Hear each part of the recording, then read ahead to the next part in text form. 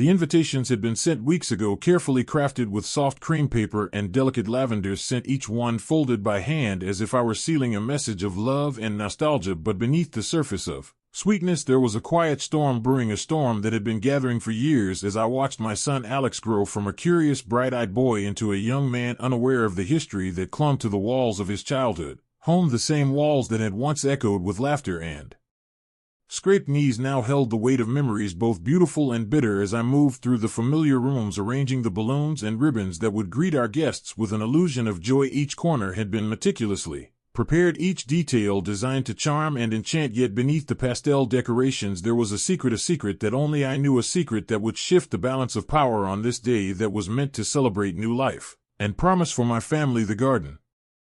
outside bloomed in early spring colors, pinks and blues stretching across the lawn like a painting as the sunlight touched the roses that had been planted decades ago by my own hands and now seemed to smile with silent approval for what I was about to do. The house smelled faintly of fresh paint and baking bread, a comforting aroma that masked the tension beneath every step I took. Each room seemed to whisper stories from the past, stories of birthday parties and late-night storytelling, of scraped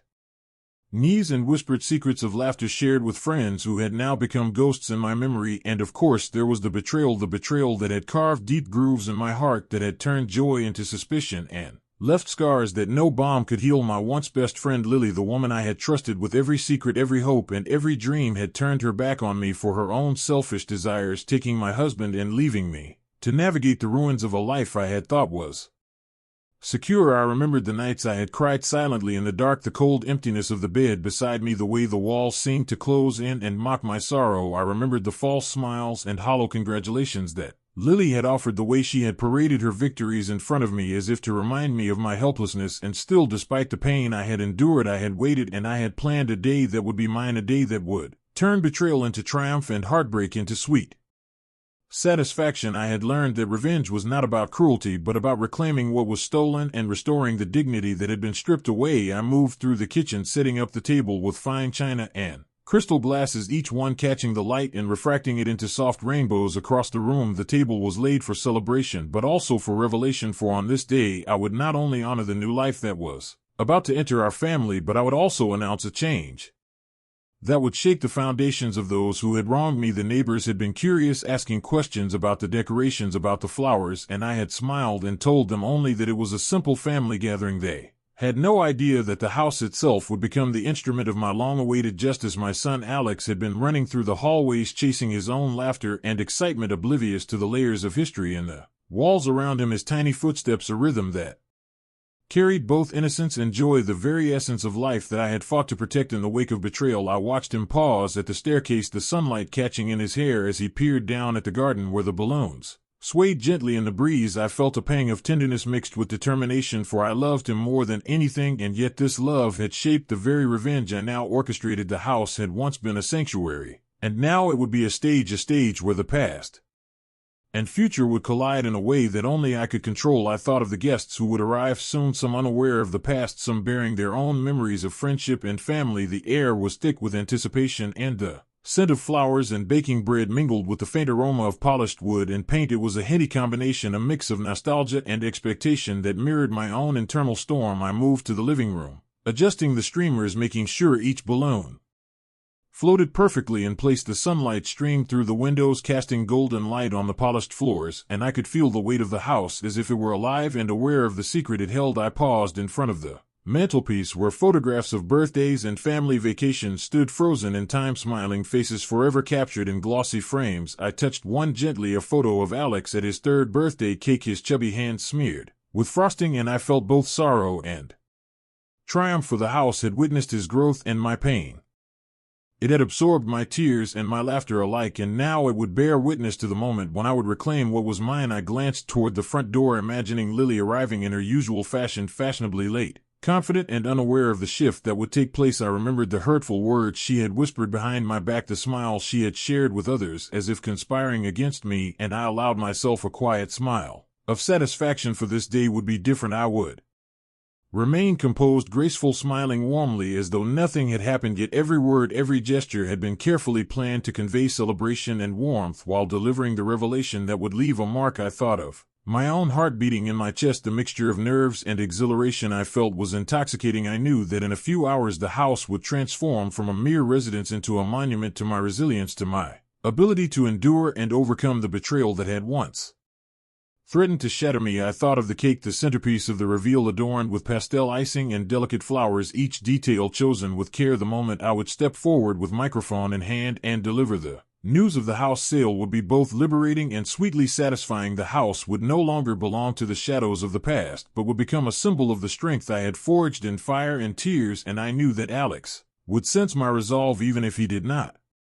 understand the intricacies of adult betrayal. I felt the weight of time and memory pressing in as I continued to arrange decorations, to the faint hum of the refrigerator and the distant chirping of birds outside the windows. The morning passed in a haze of preparation and anticipation, the air thick with unspoken promises and silent oaths made to myself to never again allow anyone to diminish my worth, to never again let betrayal define the limits of my life. The house was alive with history, with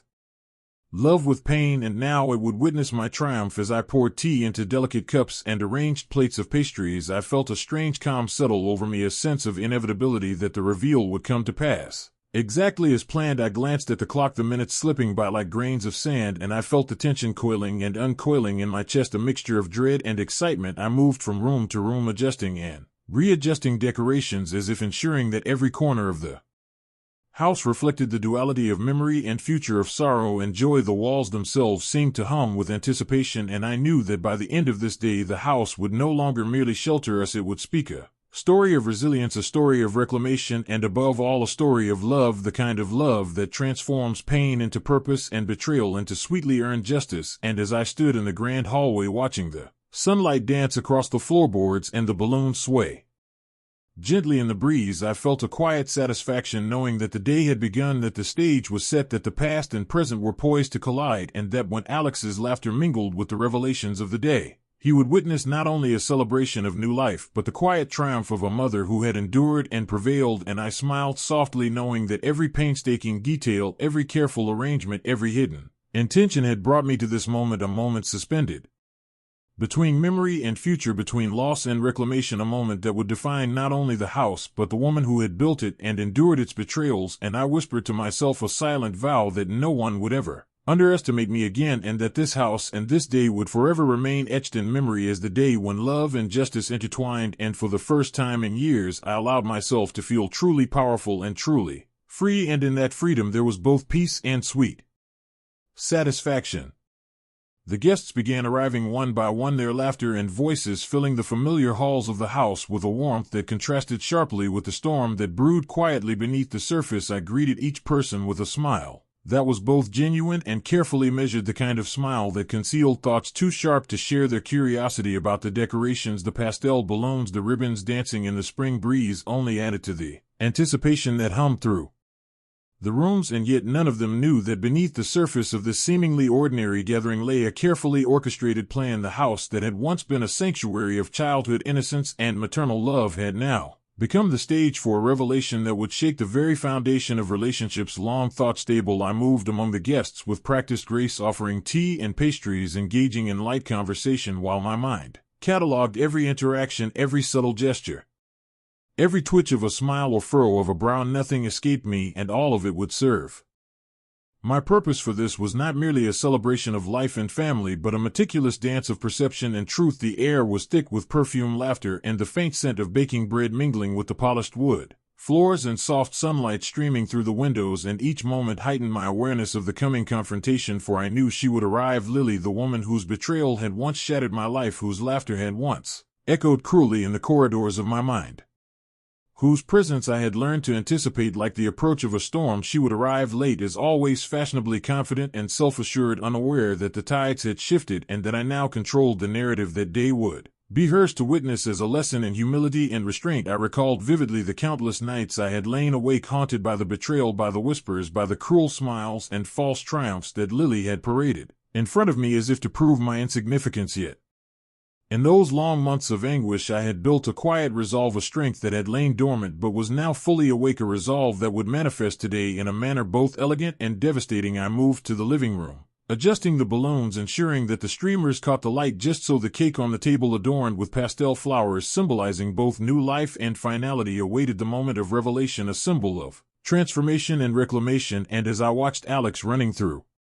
the rooms delighting in the joy of the day, I felt a mixture of tenderness and steel, knowing that his innocence would remain untouched even as the adults around him were forced to confront truths they had long avoided. The chatter of guests created a rhythm that mingled with the subtle music playing in the background, creating an almost surreal atmosphere, one that mirrored the duality of the day, the simultaneous celebration of life and impending confrontation. I sipped my tea, noticing how neighbors and distant relatives mingled, sharing stories and laughter, unaware that every smile, every greeting, every handshake would soon be underscored by a revelation that would leave them reeling in quiet astonishment. And yet, even as I moved among them, offering warm words and polite gestures, my mind remained focused on Lily, imagining the precise moment of her arrival, the way she would step through the front door, adjusting her hair, glancing around the room with that calculated confidence, and the sharp intake of breath that would inevitably follow my announcement. The anticipation was intoxicating, a mixture of dread, excitement, and the satisfaction of long-planned justice. Each step I took, each word I spoke to my guests, was a careful weave of normalcy and subtle dominance, a demonstration that I was in control, that the past no longer dictated my present nor my future. And I watched as Alex paused to show a guest a drawing he had made earlier, a colorful chaos of crayons and imagination, and I felt a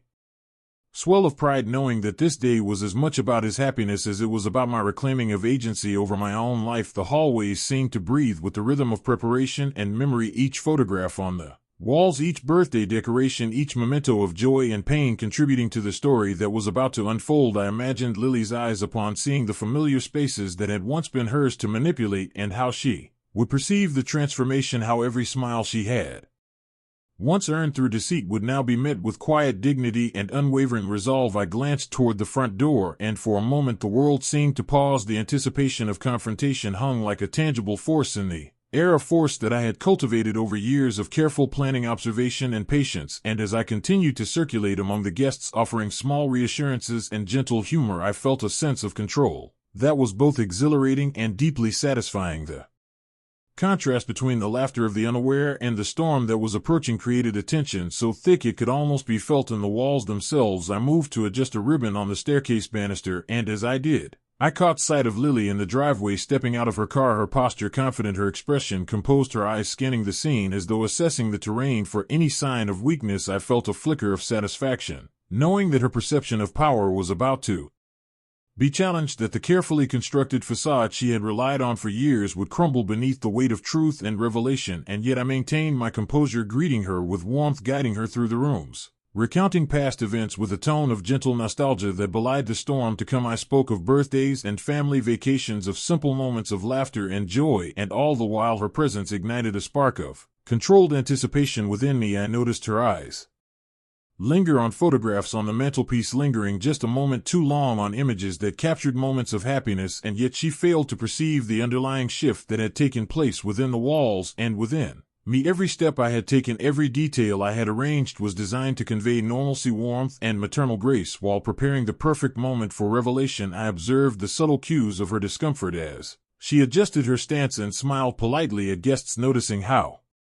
the cake on the table seemed to anchor the room with its delicate beauty, its symbolism not lost on me, for it represented not only new life but also transformation, the past being honored and yet released all in one delicate gesture. I moved to the kitchen, checking once more that everything was in place, the glasses aligned, the tea brewed to perfection, the pastries arranged in aesthetically pleasing patterns, the subtle notes of music providing an undercurrent of calm and expectation. And as I moved,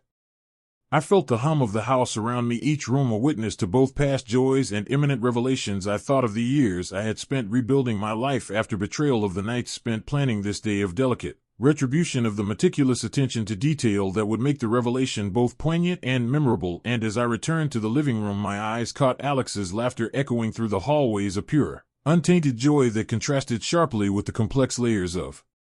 adult emotion swirling around him. I felt a protective surge mixed with a fierce determination to ensure that he would emerge from the day unharmed by the shadows of the past that Lily carried with her. I knew that when the announcement came, the shock and surprise would ripple through the adults, but Alex would see only my strength, my calm, my unwavering love, and the assertion of boundaries that betrayal had once ignored. And I continued to circulate among the guests, exchanging pleasantries and Subtle barbs of truth hidden in casual conversation, each word chosen with precision, each gesture calculated to maintain the illusion of a normal celebratory gathering while planting seeds of awareness that the time for reckoning was near. I felt the tension building like a tightly coiled spring ready to release. The moment was approaching when the laughter and light conversation would be interrupted by a single declaration, a declaration that would shift the atmosphere of the house from one of innocent celebration to one charged with revelation and reckoning. The walls seemed to hum in anticipation, reflecting the duality of the day, the warmth of family and friends, and the simmering undercurrent of confrontation. I glanced once more at the door and saw Lily adjusting her hair, glancing around, taking in the scene with that air of entitlement that had once intimidated me, now replaced by subtle apprehension that I could sense even if she could not express. I felt a quiet smile touch my lips. The culmination of years of planning, patience, and endurance would unfold in moments, and every detail I had so carefully prepared would serve to magnify the impact of my revelation. The guests continued their chatter, their laughter a soundtrack to the tension building silently in the corners of the room, and I moved to the staircase, running my hand over the polished banister, feeling the texture of history under my fingers, the weight of memories past and the promise of justice present flowing through me. I knew that the moment would arrive soon. The house would witness the intersection of innocence and awareness, the past and the present, the betrayed and the triumphant. And as I watched Alex show his drawing to a neighbor, explaining the details with enthusiasm, I felt a surge of love and protection and satisfaction, for the day was set, the stage was prepared, and soon the carefully maintained balance of normalcy and revelation would tip, and I would stand not as the victim of betrayal but as the orchestrator of my own destiny. And in that anticipation I felt the intoxicating mix of power and peace, knowing that every careful step, every word and gesture had brought me to this precise moment, the moment when the house itself would become a testament to resilience, endurance, and the quiet but undeniable triumph of a woman who had been wronged and yet refused to be defined by the actions of others. And as I moved through the rooms, greeting guests, adjusting decorations, smiling warmly at Lily, and engaging with Alex, I felt the tension tighten like a living thing coiling around my chest, and I knew that the next few minutes would change everything, and the story that had begun with laughter and nostalgia would evolve into one of revelation, transformation, and sweetly earned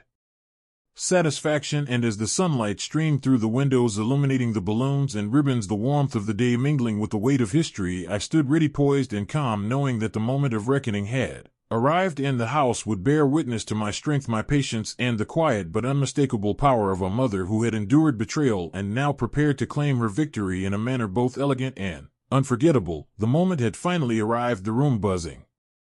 with laughter, chatter, and the faint scent of fresh flowers mingling with the aroma of baked goods and polished wood, a delicate harmony of celebration and anticipation. And I held the microphone in my hands, feeling the weight of years of planning, preparation, and quiet revenge coiling in my chest, each heartbeat echoing with the rhythm of both excitement and resolve. My gaze swept across the faces of the guests, their smiles and expressions oblivious to the storm that was about to unfold. Alex was in the center of the room, his eyes wide with curiosity, joy radiating from his every movement, unaware of the history hidden in the walls of the house that had cradled his childhood memories and yet had also witnessed my suffering and pain. And there she was, Lily, standing near the back, adjusting her posture with a grace that had once intimidated me but now only ignited a quiet satisfaction in my heart, a satisfaction born of patience, endurance, and meticulous planning. Her eyes flicked over the decorations, the balloons, the pastel ribbons dancing in the breeze. She smiled politely at the neighbors, at the friends, at everyone around her, unaware that she was about to be confronted with the truth she had long evaded. And I felt a surge of power coursing through me, a power that was not born of malice but of reclamation, of dignity and justice. For too long her betrayal had lingered in the corners of my mind, shaping my sleepless nights and stolen peace, but now every detail, every smile, every word I had carefully prepared had converged to this single moment. The music swelled softly in the background, laughter continued to echo around me, voices overlapping in a chaotic harmony that contrasted with the meticulous calm I projected, and yet every fiber of my being was poised to deliver a revelation that would resonate in every mind present. And I spoke softly, at first my voice calm, steady, warm, as if sharing a secret with the room at large, and then I allowed the words to carry the weight of history, the years of betrayal and the triumph of patience and endurance. And I said, this house, the house that has sheltered Alex from the first steps to the brightest birthdays, the house that has witnessed scraped knees and scraped hearts, the house that has absorbed laughter and tears alike, is no longer just a home. It is a symbol of life lived, love given, and battles endured. And I paused, letting the words settle across the room, letting eyes turn toward me, absorbing the subtle gravity of the moment. I saw Lily's expression change, just the faintest hint of confusion flashing across her carefully maintained mask, the corners of her eyes twitching almost imperceptibly as though sensing the shift that was about to upend her sense of control, and I continued, my voice firm yet tinged with emotion as I spoke of love and family, of memories both beautiful and bitter of the past that had shaped us all, and yet of the present moment in which power shifts and truths are laid bare. And then I delivered the news, the revelation that had been the culmination of months of careful planning and quiet resolve. "I am putting this house on the market," I said, each word deliberate, measured, and final. The room fell silent. The chatter ceased. The music seemed to fade into the background. Even the laughter of Alex, who had been running to show a drawing to a neighbor, halted midair as all eyes turned toward me, and Lily's face went pale, her perfect mask cracking under the weight of the unexpected announcement. Her lips parted in disbelief, her hands clutching the strap of her designer handbag as if to steady herself, and I smiled softly, gently, a motherly smile filled with both tenderness and the satisfaction of justice finally served. And the room remained still as the guests absorbed the shock. The murmurs began softly at first, the neighbors exchanging surprised glances, friends whispering questions to one another, all trying to reconcile the joyous occasion with the unexpected revelation. The air was thick with tension, anticipation, and awe, and I watched Lily struggling to maintain composure, to mask the shock that she could not fully contain, the realization that her carefully cultivated sense of superiority and control had been quietly dismantled before her very eyes. And yet I remained calm, composed, projecting warmth and grace as though the announcement were simply an extension of the celebration rather than a declaration of reclaimed agency and empowerment. The cake sat on the table, adorned with pastel flowers, a symbol of both new life and the end of old shadows, and I gestured toward it, my hand steady, my posture confident, signaling that the moment was complete, that the stage had been set, that the house now belonged to the future, not the ghosts of betrayal. And as I continued to speak softly of change, transformation, and resilience, I could see the ripple effect across the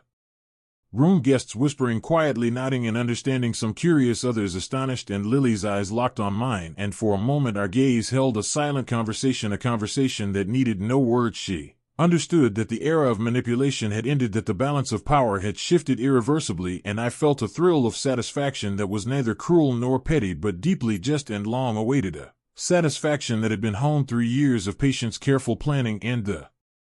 cultivation of strength from pain. I watched as Alex, oblivious to the adult complexities unfolding around him, ran to hug me with pure innocent joy, and in that embrace I felt the culmination of all my efforts, the perfect blend of maternal love and the satisfaction of standing tall in the face of betrayal. The guests began to adjust to the announcement, murmurs growing into quiet discussions, the tension slowly giving way to a mix of astonishment and respect, and I continued, speaking softly, reminding everyone that life moves forward, that memories are precious but not chains, and that the house, which had been both sanctuary and witness, would now be a chapter closed and a symbol of resilience, a transformation both literal and symbolic. And Lily, still pale and rigid, could not interrupt. She could only watch as the room absorbed the shift, and I felt the quiet power of knowing that I had achieved my purpose without losing my grace or my composure, that I had transformed a moment of betrayal into one of liberation and affirmation, that strength could be gentle and justice could be elegant, and the weight of years of suffering lifted slightly from my shoulders. The sunlight streaming through the windows caught and the balloons and ribbons mirrored the clarity. I felt inside a lightness of spirit that came from finally asserting control over the narrative of my life. The walls of the house seemed to echo my triumph, carrying it softly into every corner, every room, every memory stored within them, and the realization that I could face betrayal and emerge not only intact but empowered filled me with a sense of completion, a sense of satisfaction deeper than any revenge could have offered alone. It was the culmination of endurance, patience, planning, and love. And I turned to Lily one final time, a quiet acknowledgement in my eyes, a gentle but unmistakable signal that the past had ended and the future belonged to me and to Alex. And as the guests began to resume their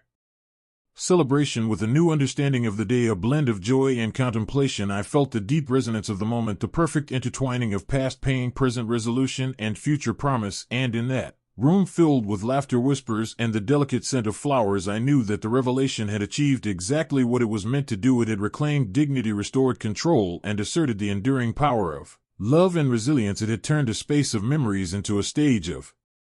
liberation, and for the first time in years I felt the complete quiet satisfaction of knowing that I had not only survived betrayal but had transformed it into a moment of sweet enduring victory. And I allowed myself a deep breath, a smile that was both tender and triumphant, and I knew that when Alex ran to show a drawing again, or when guests quietly reflected on the day, they would carry with them the story of not just a celebration but of a mother who endured betrayal with grace, reclaimed her power, and transformed heartbreak into a moment of undeniable and beautifully earned triumph.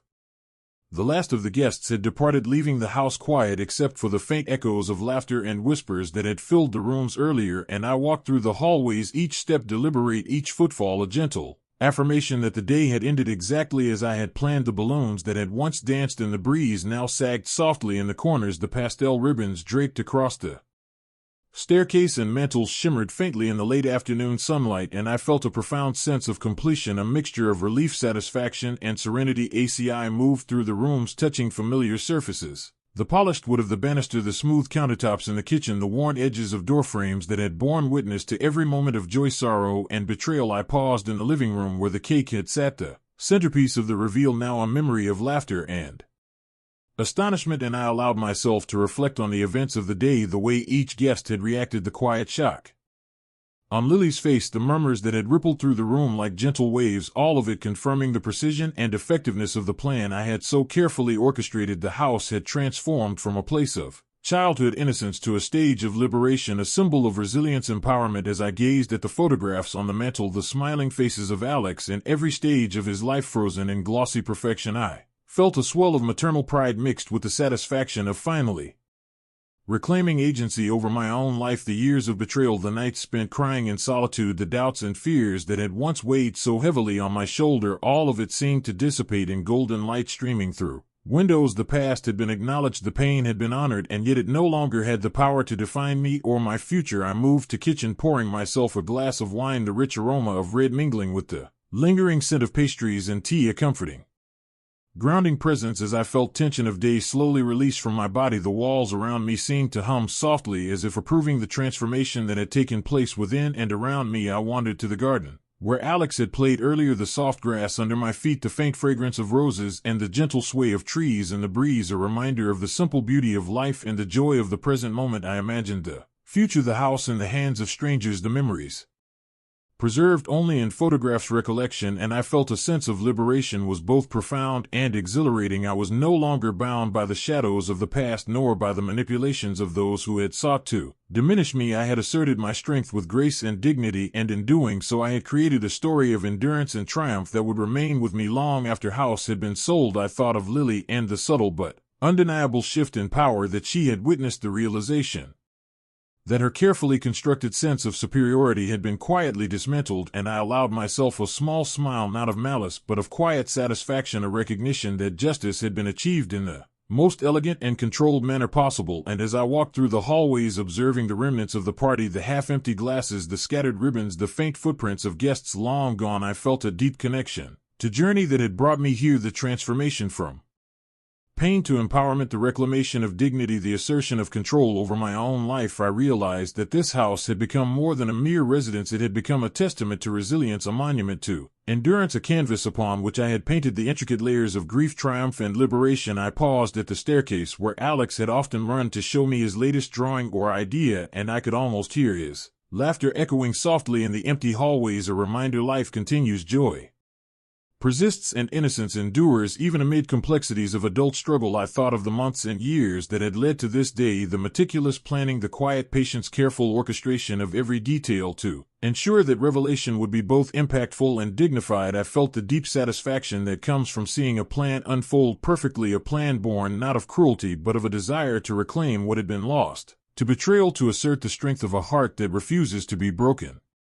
And I moved to the front door, pausing to run my hand along the smooth wood surface, feeling the history absorbed in its grains, the memories of birthdays, holidays, celebrations, and sorrows, all held within a space that had now been transformed into vessel of liberation and empowerment. I opened the door, letting the cool evening air wash over me, carrying with it the scent of blooming flowers and the promise of new beginnings, and I imagined the house in the hands of a new family, a new chapter being written within these walls, a future untouched by the shadows of past, and I felt a sense of peace, a recognition the cycle of life continues, that joy and sorrow coexist, strength can be forged through endurance, and love can transform even deepest wounds into sources of profound empowerment. I thought of Alex again, joy in his eyes, the innocence in his laughter, the unconditional love he offered without hesitation, and I felt the protective, maternal pride had guided every step of my planning, every careful word, every gesture designed to ensure he would emerge from this day with his innocence intact and his understanding of resilience subtly instilled within him. And the sun began to set, casting golden hues across the garden and the house. I allowed myself to stand still, to breathe deeply, to absorb the quiet beauty of the moment. The house now a silent witness to both past struggles and present triumphs. I felt a sense of completion that was both satisfying and liberating, that every tear shed, every sleepless night, every moment of doubt had culminated in a day that honored both pain and joy, that in doing so I had not only reclaimed a physical space, but also reclaimed my own narrative, my own power, my own right to exist in peace and dignity. I walked slowly through the rooms one last time, noting the subtle traces of laughter left behind, the warmth lingering in the air, the faint echoes of voices and smiles. I felt the profound weight of accomplishment, knowing that I had transformed